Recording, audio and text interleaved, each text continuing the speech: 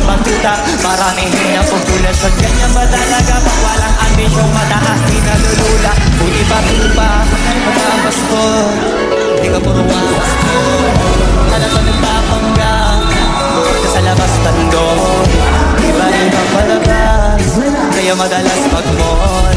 Akala mo lang na mahabol ka na, pero di ka ba nakakaskor? Ilang pala yung tulog yung pwede may mapanagin pa. Di na pwede ka lahat kung gusto iba ang sailingan. Pag may nainigan, di madalian, di madalian.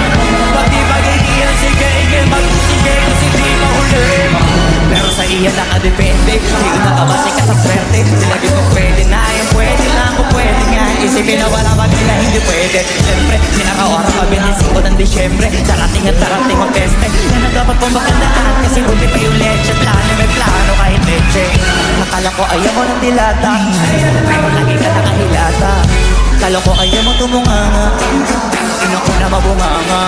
Kala ko gusto mo ng biyaya, pero lagi ka nakatingaya. Sa inyo ko din ang tinataya, kasi sa kamamara mo sa niyaya.